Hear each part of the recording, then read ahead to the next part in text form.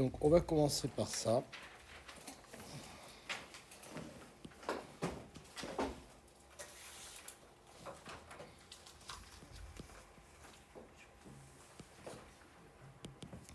Donc qu'est-ce que c'est qu'un diviseur de tension?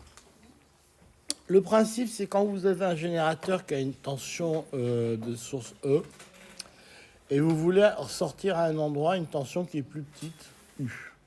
Okay.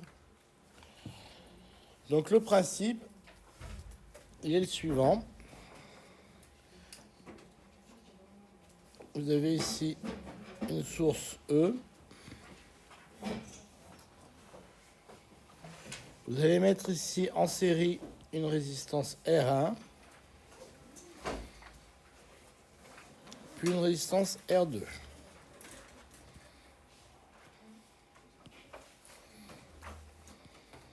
Ok. Donc ça vous fait ici, la tension ici, c'est E.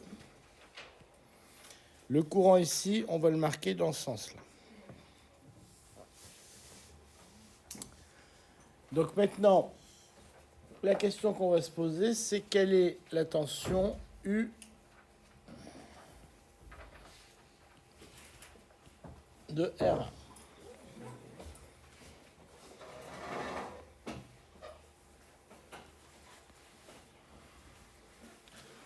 Alors pour ça, on va utiliser une propriété très simple, c'est que le courant qui circule dans la résistance R1 est égal au courant qui circule dans la résistance R2. Vous êtes tous d'accord avec moi? Donc ce que je peux écrire, c'est que E est égal à R1 plus R2 fois I. Ça, c'est vrai. Et ce que je peux écrire aussi, c'est que U, R1, est égal à R1 fois I. Là, c'est vrai aussi, c'est toujours la loi d'Ohm. Alors maintenant, si je prends cette relation, je peux en tirer très simplement que le courant qui circule dans cette branche-là, c'est égal à E sur R1 plus R2.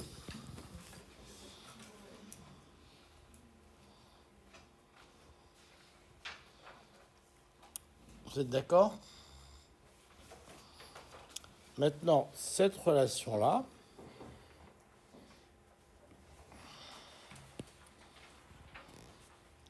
je vais venir la mettre là-dedans.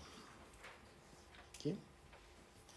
Ce qui me permet d'écrire que U de R1, c'est égal à R1 fois, maintenant que j'ai le courant ici, c'est E sur R1 plus R2. Qu'on écrit en général de la façon suivante. U de R1 est égal à E fois R1 sur R1 plus R2.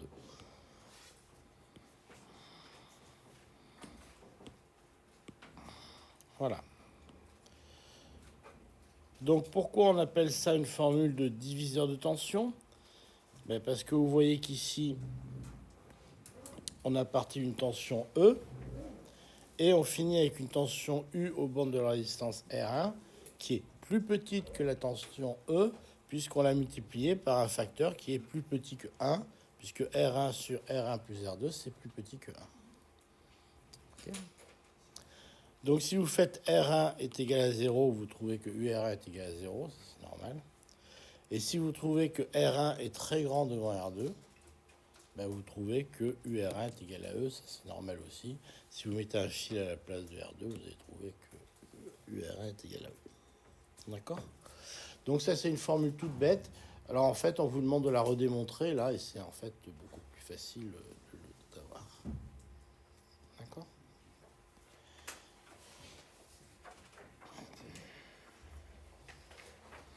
Alors est-ce qu'elle vous a fait dans le cours les formules sur la résistance équivalente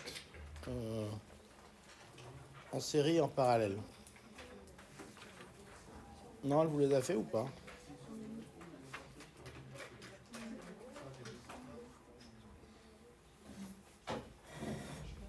Non, vous les avez vus ou pas dans le cours? Résistance équivalente, vous avez vu? Est-ce que c'est clair pour tout le monde, ça, ou pas? Non, oui, non. Est-ce que vous voulez qu'on revienne dessus 2 secondes? Bon. Alors, en fait, ça paraît compliqué, mais en fait, c'est tout con.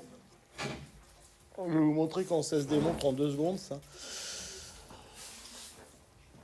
Vous allez voir, ça se fait en 2 secondes. Donc, quand vous avez des trucs comme ça qui sont pas clairs dans le cours, vous me demandez, hein, je reviens dessus en 2 minutes au début du TD, c'est aussi simple que ça. Alors, vous allez voir, la résistance équivalente, c'est tout bête. On va commencer par les résistances en série.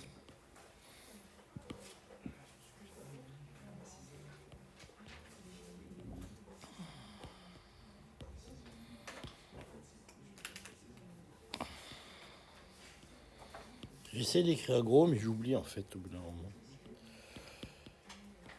Donc, moi j'ai 2 résistances R1 et puis R2. D'accord? Ici j'ai une tension U et ici j'ai un courant I. D'accord? Et moi ce que je voudrais, c'est avoir une résistance R équivalent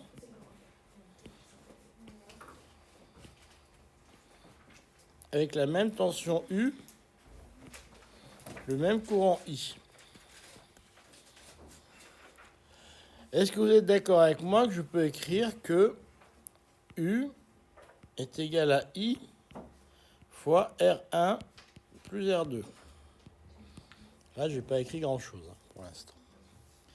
Et je peux aussi écrire que U est égal à I fois R équivalent. Là, je n'ai pas écrit grand-chose non plus.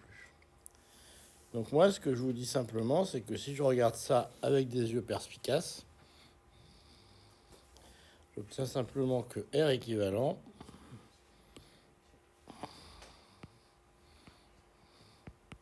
est égal à R1 plus R2.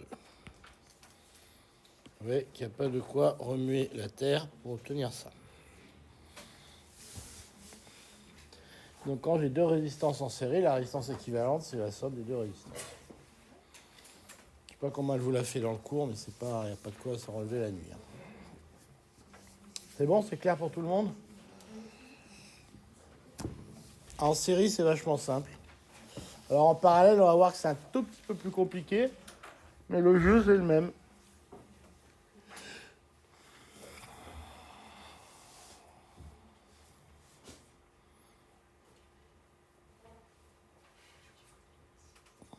Voilà. Ce que je surligne en jaune, c'est ce que vous... Bon, c'est bien de les retenir, sinon, vous voyez, ça se redémontre en 2 secondes. Hein, mais c'est bien de les retenir.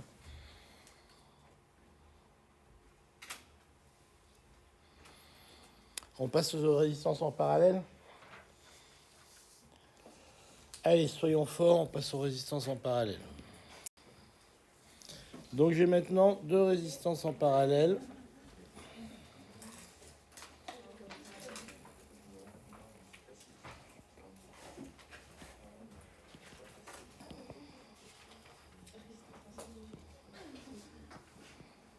Alors parallèle, je sais jamais s'il y a 2 R ou s'il n'y a qu'un R.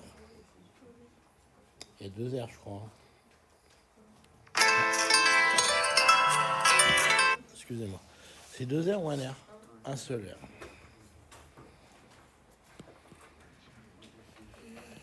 Donc maintenant, ça se représente comme ça. Hop, hop. J'ai R1, paf.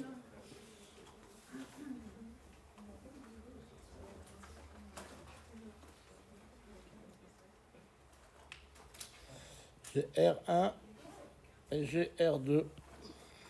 Poum, poum, poum, poum, poum, poum, poum, poum, poum. J'ai ici la tension U. J'ai ici le courant I. Et moi, je cherche ça.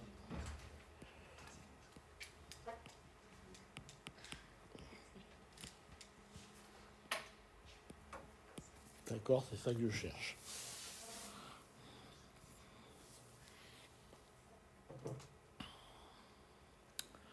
Bon, ce coup-ci, je vais écrire la même chose. Hein. Toujours pareil.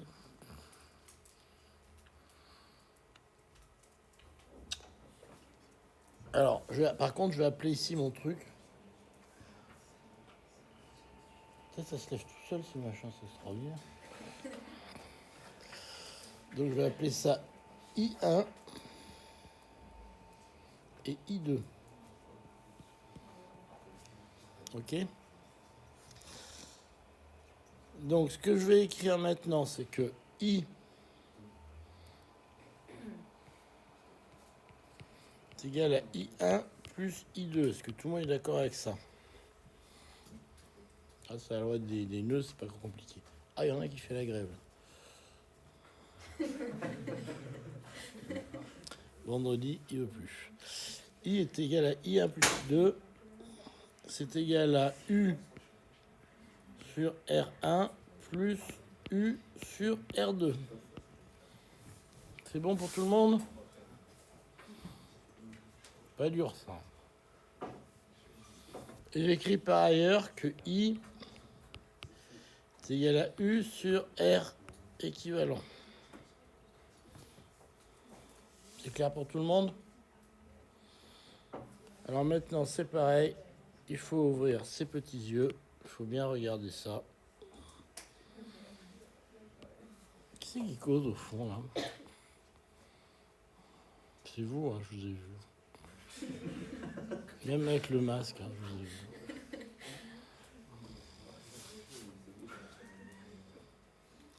Et vous obtenez ce résultat extraordinaire, c'est que 1 sur R équivalent est égal à 1 sur R1 plus 1 sur R2.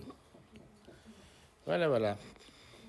Bon, ben voilà, il n'y a pas de quoi se relever la nuit non plus. D'accord? Oui, en fait, le truc, c'est juste de regarder. Hein, oui, c'est pas non plus. Alors, par contre, là, attention à un truc. Là où vous trompez tous, c'est quand vous inversez ça. Faire attention quand on somme les fractions. Parce que je vous rappelle que 1 sur A plus 1 sur B n'est pas égal à 1 sur A plus B. Parce que si je trouvais R équivalent maintenant, on va faire comme ça. Gros point. 1 sur R équivalent est égal à R1 plus R2 sur R1, R2. Si je fais la somme de cette fraction-là, ça me fait bien ça. Là, je parle juste d'algèbre niveau 3e. D'accord? Ce qui entraîne que si je veux aller plus loin, que R équivalent est égal à R1, R2 sur R1 plus R2. Ok? Donc ça, c'est simplement que là où vous vous trompez, c'est que ça, c'est assez trivial à obtenir. Par contre, c'est quand vous faites la somme des fractions, une fois sur deux, vous plantez. D'accord? Donc faites attention à ce passage-là. Quand vous sommez les fractions, une fois sur deux, vous me dites que ça, c'est 1 sur R1 plus R2.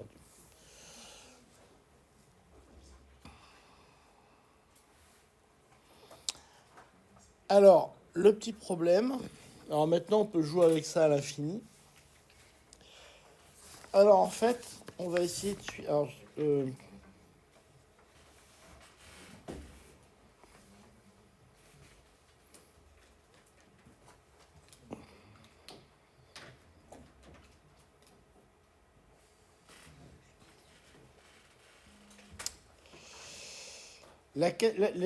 l'exercice A7, quand vous voulez le faire, il y a une façon simple et une façon compliquée. Donc la façon qu'il vous propose, c'est la façon compliquée. Donc je vous propose de le faire avec la façon simple. Alors pour obtenir la relation 3, il faut essentiellement utiliser la formule du diviseur de tension. C'est tout ce qu'il y a à utiliser. Alors peut-être les résistances en série aussi, je ne sais plus bien. Bref, mais avec les formules que je vous donnais là, vous allez obtenir le résultat sans problème. La seule difficulté pour l'obtenir, ça va être de redessiner votre schéma. Toute la difficulté va être là. Parce que n'oubliez pas qu'en électricité, 99% de la difficulté, c'est de faire des dessins qui vous permettent de représenter les choses de façon un peu intuitive. Ok. Une fois que vous avez fait ça, les choses se passent bien. Mais le dessin vu comme ça, il est à peu près incompréhensible. Pas parce qu'il est mal dessiné, hein, parce que c'est la réalité, c'est comme ça. Mais si vous voulez aller plus loin, il va falloir refaire ce dessin. Donc ne cherchez pas à faire le calcul avant d'avoir fait un dessin qui est pour vous compréhensible. Ok. Donc, et pour obtenir la formule 3, après, c'est juste une formule de diviseur de tension. Il paraît compliqué parce qu'en fait, vous allez voir qu'il y a des choses à mettre en parallèle, en série, etc. Mais c'est juste une formule de diviseur de tension. Okay. Pour l'instant, essayez dans un premier temps de me faire un dessin qui vous parle. Okay. Et après, ça se passe tout seul. Je vous laisse commencer ça. Alors, le diviseur d'intensité. Non, mais je vous le fais avant, vous en aurez besoin tout de suite, diviseur d'intensité. Comme vous avez envie de diviseur d'intensité, je vais vous le faire.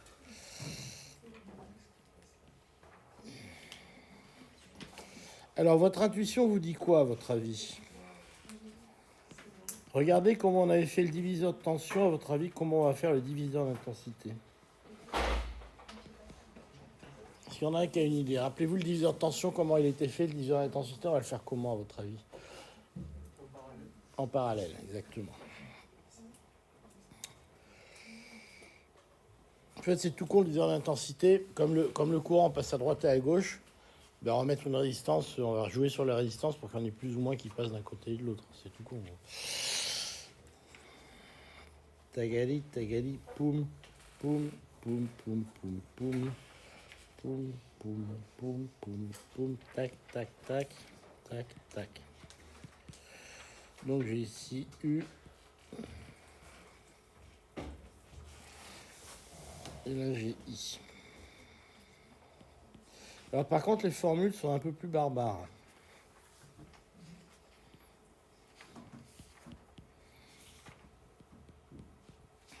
Donc vous êtes d'accord avec moi que I égale à I1 plus I2. D'accord? Ça c'est pas trop compliqué. Donc c'est égal, donc vous avez I1 qui est égal à I1 c'est I moins I2. Parce que là c'est pas un exploit bien grand. Donc vous avez que I1 est égal à I moins U sur, alors j'ai oublié de donner les noms, excusez-moi, R1, R2. Moins U sur R2. Ok. Bon, ben là on a presque fini. Hein.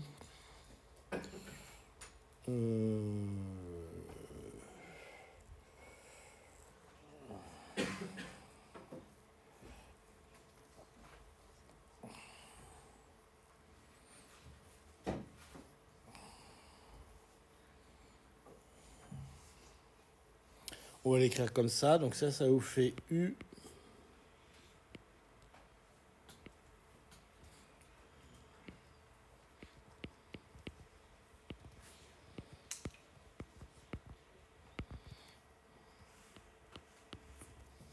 D'accord. Alors, vous pouvez l'écrire de plein de façons, le diviseur d'intensité. Hein, ça c'est...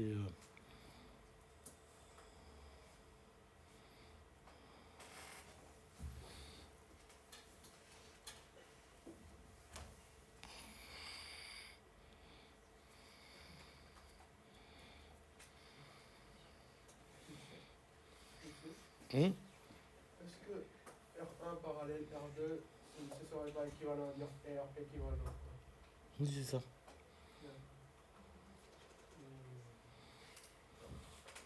Oui, c'est une notation, excusez-moi.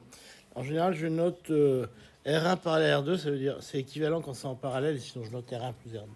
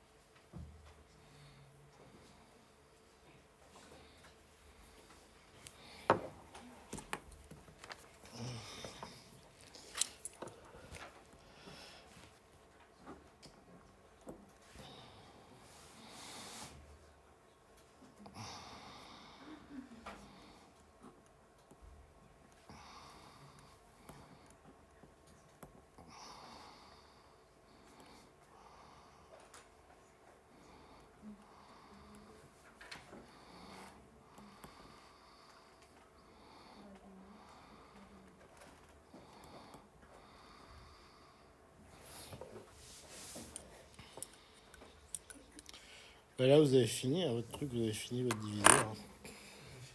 Monsieur, la dernière ligne, vous avez écrit I1 égale U sur R1 parallèle R2, c'est-à-dire la résistance parallèle. équivalente des deux. Voilà. Merci.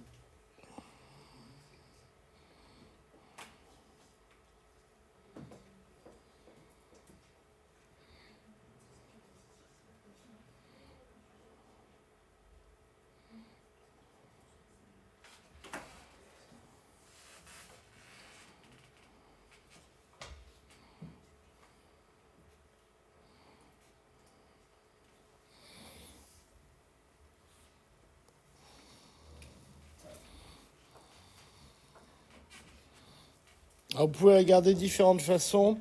Alors, en général, on peut la garder sous cette forme-là pour faire apparaître explicitement les courants. Vous pouvez la garder sous cette forme-là. Parce que là, vous faites apparaître explicitement les courants. Quand on veut faire un diviseur de courant, on la garde sous cette forme-là, qui est toute bête.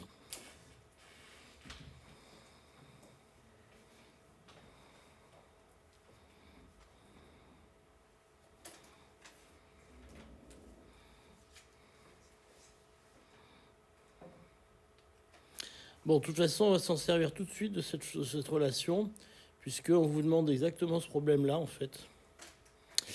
Alors là, je vous ai fait le dessin, donc vous avez du bol, je vous ai aidé.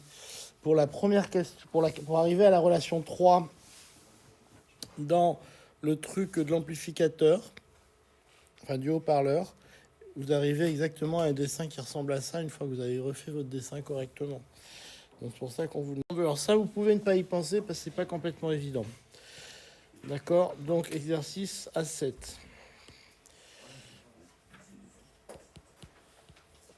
Donc je coupe ma résistance en deux, j'obtiens ça.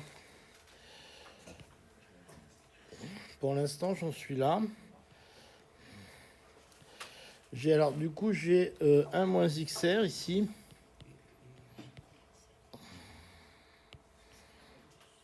Là, j'ai XR. Et puis, selon le dessin que j'ai ici donc mon potentiomètre. J'ai ici Z. Et puis, qui vient ici se reboucler là. Donc, j'ai R qui finit là. Et l'autre qui se repique là. Alors, vu comme ça, c'est pas tout à fait équivalent, évident de voir ce qui se passe. Alors c'est là où je vous en veux un peu, c'est de dire, je vous dis, faites des dessins et vous regardez ça en disant, je vais voir tout de suite ce qui se passe. C'est pas vrai, vous n'allez pas voir, ben rentrer. Vous avez loupé le train, mais non. Alors c'est pas tout à fait, là c'est à peu de chance que vous voyez ce qui se passe. Et ce qu'il faut faire, c'est remonter ce point ici. D'accord ? Et même l'ensemble, c'est de déplacer l'ensemble, et ça, vous le déplacez là. Et vous allez obtenir ce dessin qui est fabuleux.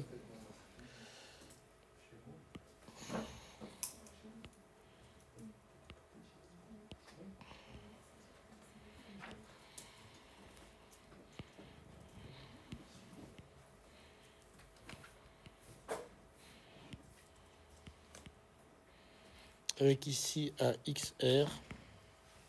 Ici un petit R, on va l'appeler.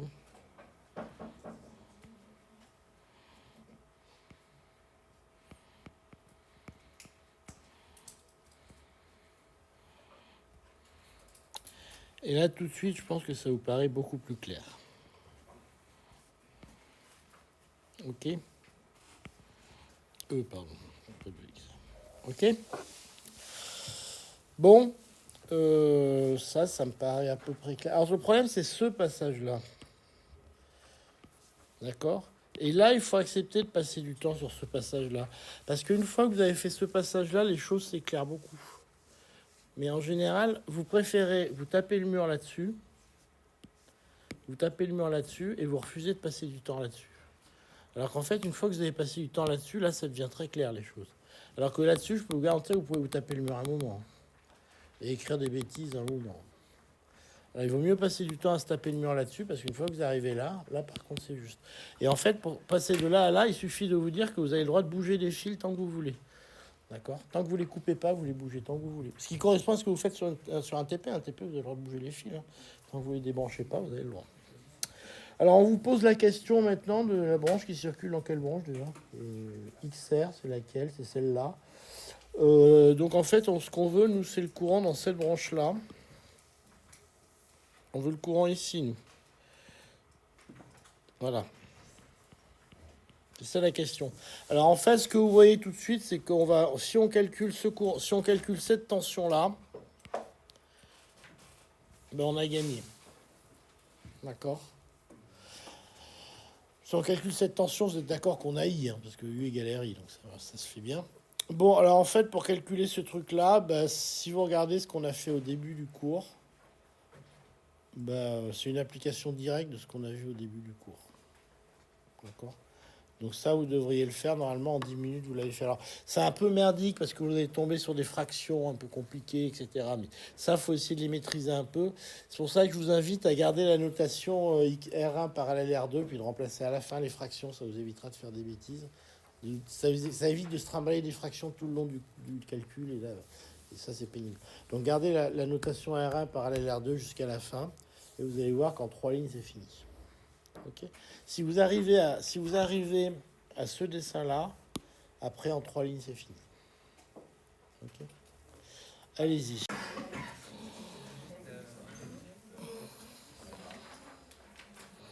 Alors, première étape.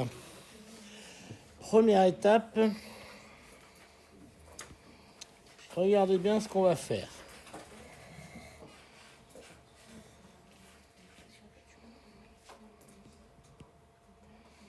Boum.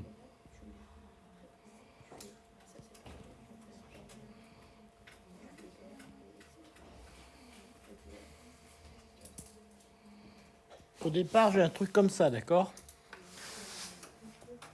Premier truc qu'on a vu ce matin.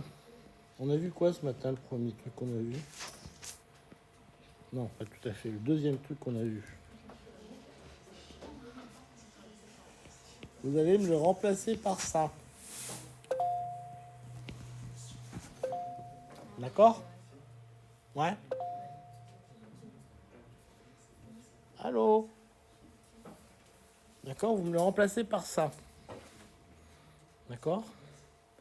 Et le dernier truc que vous allez faire, c'est qu'ici, on veut I. Sachant qu'ici, on a E. Et ça, c'est le premier truc qu'on a fait ce matin.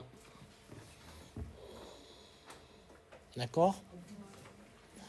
Donc, on a fait ce matin 2 trucs que vous allez appliquer immédiatement. Donc, c'est pas la peine de regarder le cours. Si vous regardez les notes que vous avez prises ce matin, en fait, vous n'avez pas pris. Vous avez tout pour faire ça. Alors, je vous le rappelle, regardez.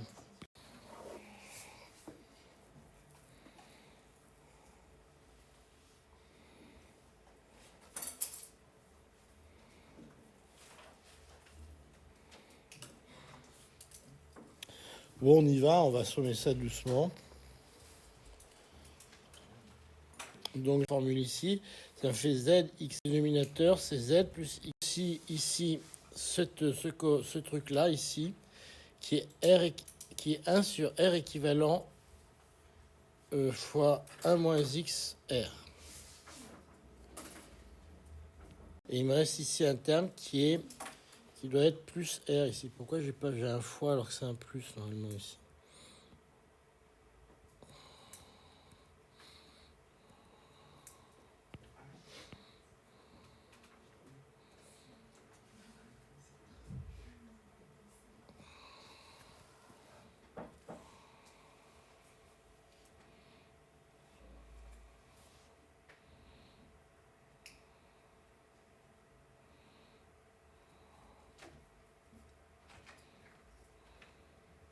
Là, ça n'a pas eu tout ce que j'ai écrit au dénominateur.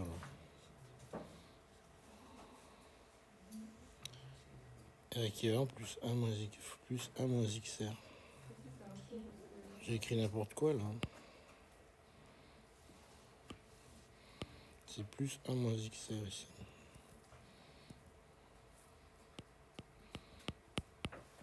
Il manquait le multiplier ici. Donc plus 1 moins XR. c'est la méthode, c'est-à-dire pourquoi on passe un diviseur de tension, la loi d'Ohm, et puis après on passe sur la résistance équivalente, et surtout le fait qu'il faut que vous fassiez des dessins.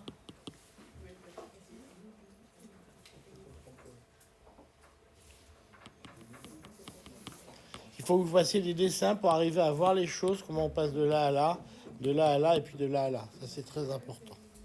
Et IZ.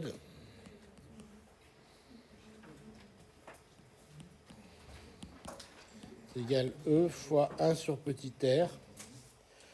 Fois, alors j'avais un R équivalent. R équivalent, ça me fait, donc je reprends R. Sur R. Mais j'avais... Donc ici... On va l'écrire comme ça sera plus simple pour que vous reconnaissiez.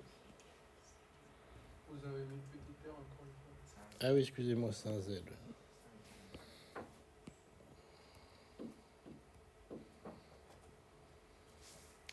Et ici, j'ai Z, XR sur Z plus XR.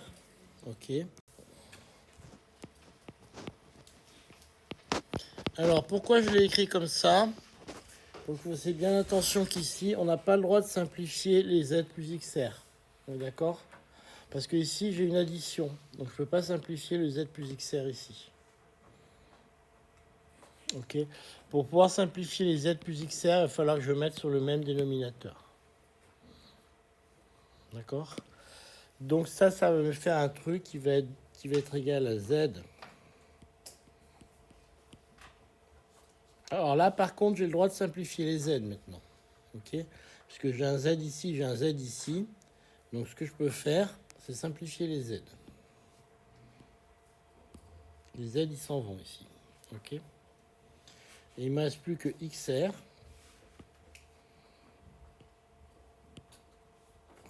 Sur Z plus XR fois 1 sur... Et alors là, il faut que je mette tout au même dénominateur. Ça me fait ZXR plus Z plus XR facteur de 1 moins XR.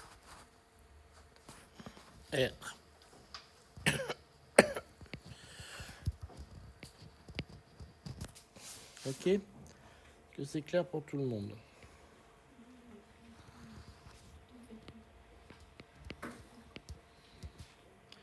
Donc là, tout ce que j'ai fait, c'est que j'ai fait cette somme-là, d'accord?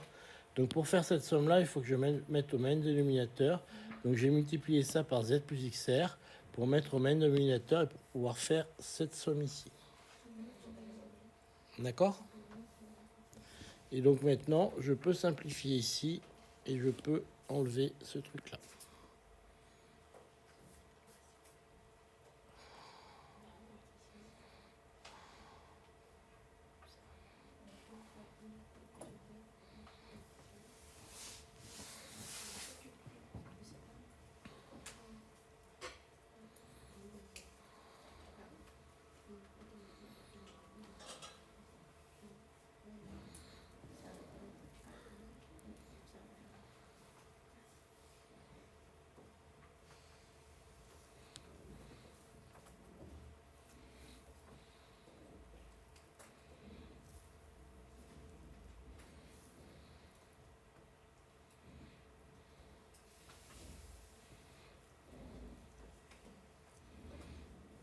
Donc je peux continuer un petit peu ces choses-là. Donc il me reste finalement un E. Alors maintenant, je peux simplifier. Alors il faut que je garde quand même un terme. Alors comment je vais faire ça? Je vais simplifier par XR d'abord. OK? Alors là, c'est un peu de l'algèbre qu'il faut que vous suiviez. C'est un tout petit peu compliqué. Donc si je simplifie par XR, il me reste un Z plus XR fois 1 moins X. Et puis il me reste ici un R sur X.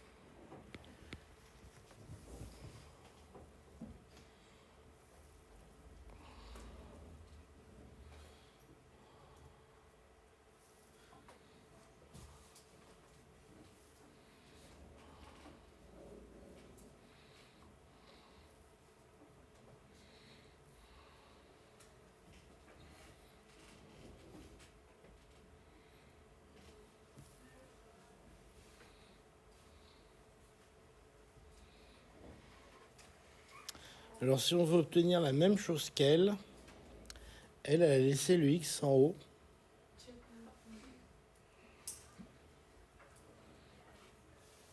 Elle a laissé le x en haut. Bon, je ne sais pas pourquoi.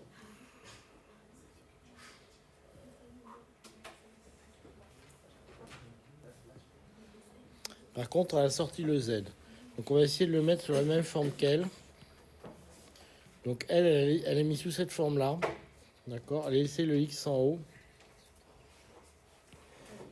D'accord. Et puis il me reste un 1 plus, il me reste un x fois, alors, comment elle a écrit ça, elle? J'ai pas tout à fait la même forme qu'elle.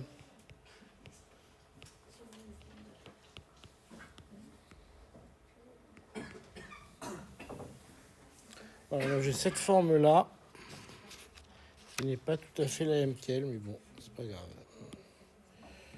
Je pense que si on redéveloppe, on tombe sur la même chose qu'elle.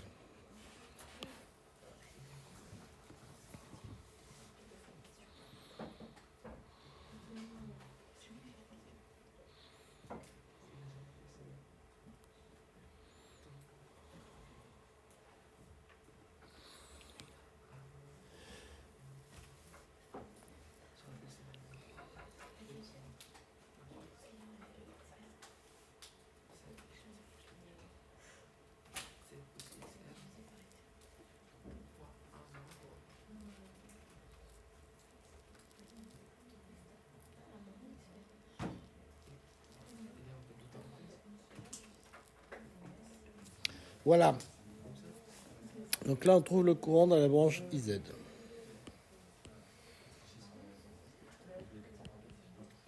Bon, la suite, c'est pas très important. Parce que ça, c'est du calcul. Hein, c'est purement du calcul. Ouais. Hein? XR. De là à là. Celui-là, le XR là. Là. J'ai divisé par XR. Donc quand je divise par XR, il y a un 1 qui reste ici. Et j'ai 1 sur X qui apparaît là. Si je divise partout par XR, le numérateur s'en va. Là, ça s'en va. Et là, il me reste un 1 sur X. Pourquoi on met pas XR au dénominateur? Pourquoi on n'a pas? Parce que vous avez mis R sur X. Ouais. Mais pourquoi c'est pas R sur XR du coup? Oui, mais R sur XR, les R simplifie. Ah, ok. Par contre, il y a une erreur, vous avez raison. R sur XR. Du coup, c'est R sur X. C'est 1 sur X, vous avez raison. Ta-da-ta-da.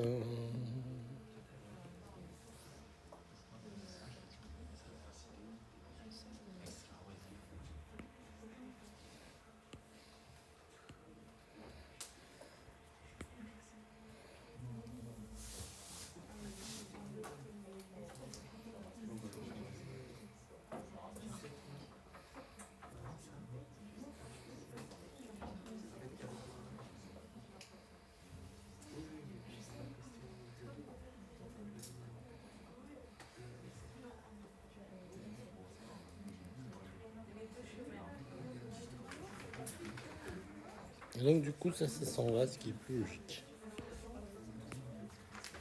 Du coup, lui s'en va, ce qui est plus logique. Ok.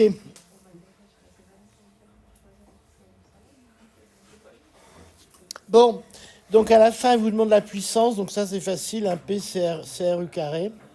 Enfin, c'est RI carré, la puissance dissipée dans le haut-parleur. La puissance dissipée dans le générateur, c'est EI. Enfin, bon, ça, c'est assez facile. Bon, la fin, c'est pas très importante parce que la fin, c'est uniquement de l'algèbre, hein, ça. Donc, il faut pas se tromper, mais c'est pas super important. Ce que je voudrais que vous reteniez...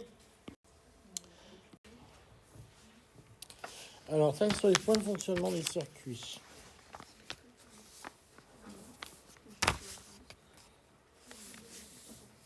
limiteur de courant à diode.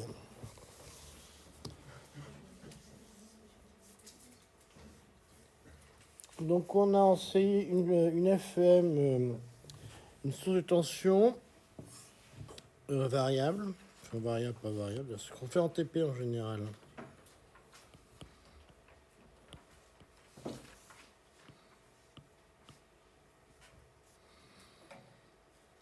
Une résistance variable.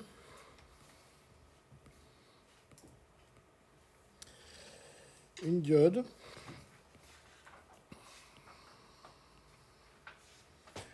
Et puis voilà.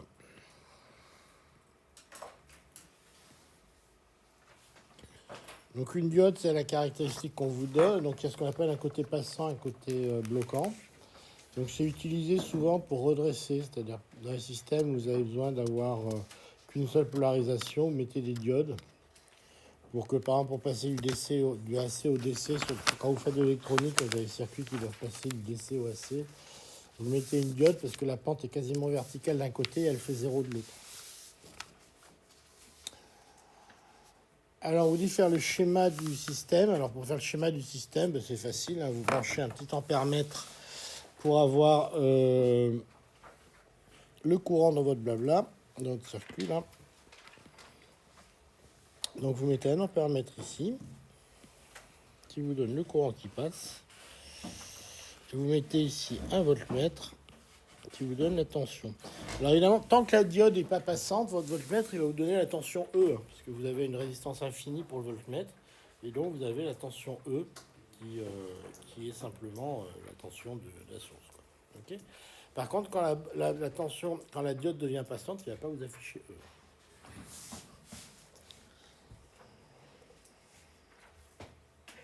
Alors, évidemment, quand vous avez ici, ça c'est le premièrement, ce qu'on vous dit, c'est que quand le circuit est fermé, en fait, on va considérer ça comme deux dipôles associés en série. Donc c'est un truc comme ça. Donc en fait, on va le dessiner comme ça pour que vous voyez mieux. Toujours pareil, tout est dans le dessin.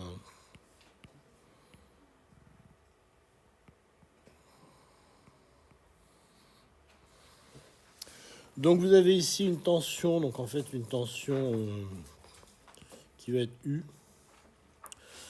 Alors pourquoi le courant et la tension sont les mêmes? Ben, simplement la loi des nœuds et la loi des mailles. Hein. La loi des nœuds et des mailles.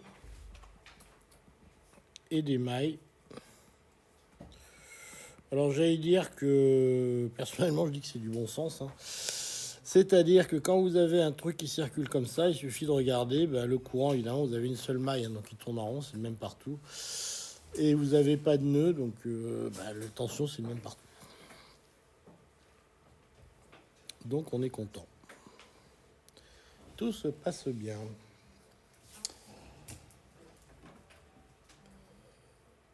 Quelle est la relation entre la DDP U aux bornes du générateur tension et le courant I? En déduire la caractéristique IU de ce dipôle et la tracer sur le même graphe que la diode quand E égale 1,5 à droite de charge. Donc ça c'est bien, c'est un mot qui fait bien ça. J'aime bien les beaux mots qu'on aime bien en physique. Ah puis c'est bien parce que maintenant elle s'y met avec celle en face. Il y a quoi sur votre téléphone? C'est l'adresse mail. Ah, c'est l'adresse mail que vous faites circuler. Donc je vous rappelle que pour un générateur, la tension c'est E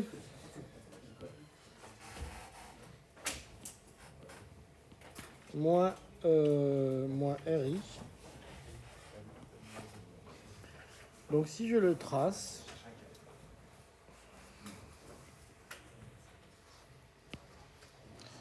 j'ai ici U, j'ai ici I. Alors, et elle part de... Donc son point de fonctionnement, c'est 1,5 volts.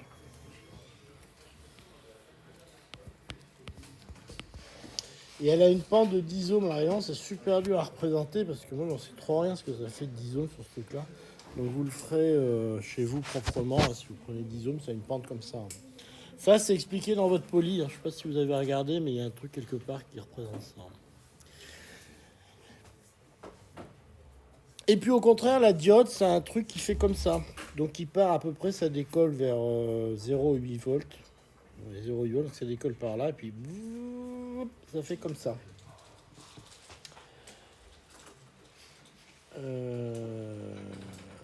Et puis le point de fonctionnement, il est par là.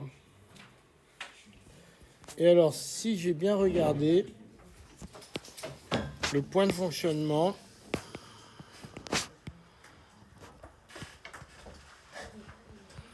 mais le plus intéressant, vous allez sur YouTube, comme ça vous avez en plus l'explication et toutes les conneries qui vont avec. Le point de fonctionnement, si vous le cherchez bien, il est vers j'en sais plus rien, il est vers 0,8 volts, hein, ça c'est normal. Parce qu'il peut que être vers 0,8 volts, parce que la diode elle est quasiment verticale sur 0,8 volts, donc il peut que être là. Et par contre, en courant, si je me démonte pas, il est vers 300 mA, je crois. Mais ça, faut vraiment regarder, il faut tracer proprement la droite avec une pente de 10 ohms pour regarder où c'est que ça va. Ah oui, c'est toujours pareil, s'il y a des choses que vous ne comprenez pas d'un TD à l'autre, vous me demandez. Hein. Pareil pour le cours, tout à l'heure, je vous ai fait diviseur de tension, machin. Si les trucs sont pas clairs dans le cours, on peut faire un rappel en début du TD. Et si d'un TD sur l'autre, les choses sont pas claires, vous me demandez.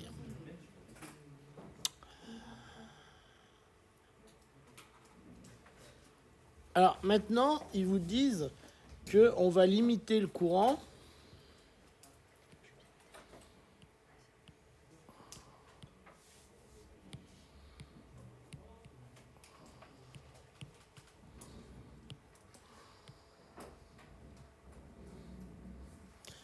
à 50 mA. Donc 50 mA, c'est tout en bas. Hein. C'est un truc qui se promène vraiment. 50 mA, c'est par là, sur cette courbe-là.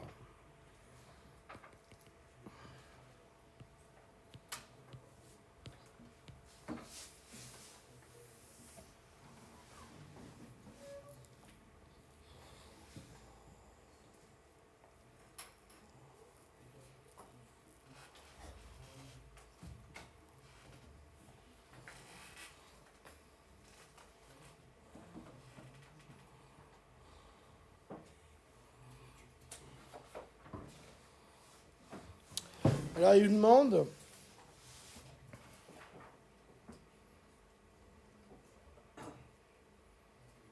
Alors, ils vous disent que la pile, elle a toujours un...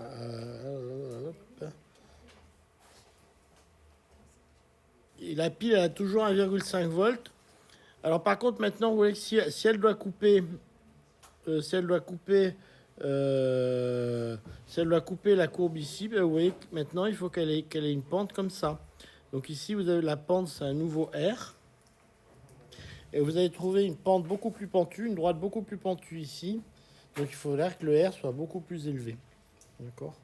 Donc là, vous avez un R qui est cette pente-là, beaucoup moins élevé par contre. Donc R beaucoup plus faible.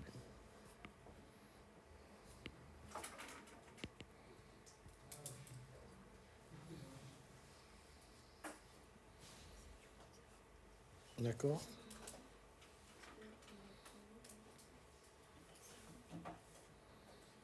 Alors ces problèmes du point de fonctionnement, c'est vachement compliqué. Hein.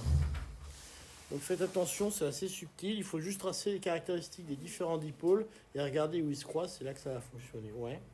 J'ai pas compris pourquoi vous avez marqué 50 mA. C'est ce qu'ils vous demandent dans l'énoncé. Ils vous demandent que le courant max soit 50 mA.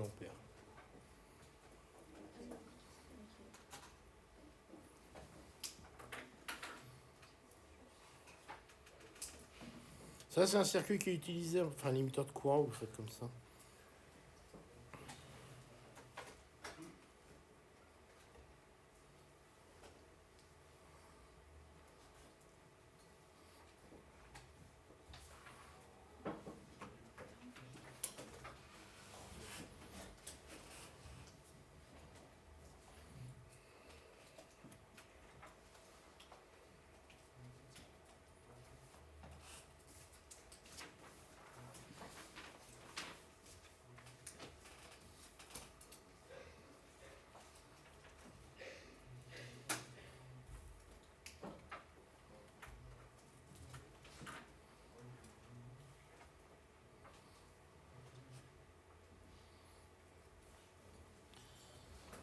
C'est bon pour tout le monde?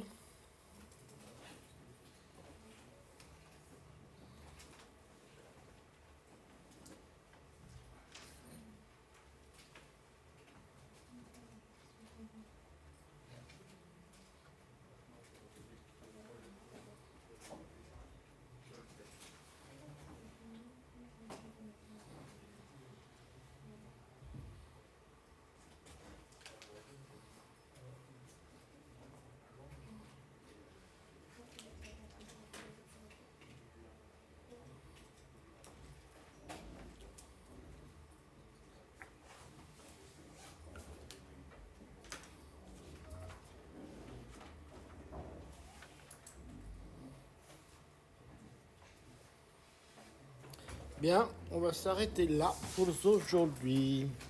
Je vous remercie.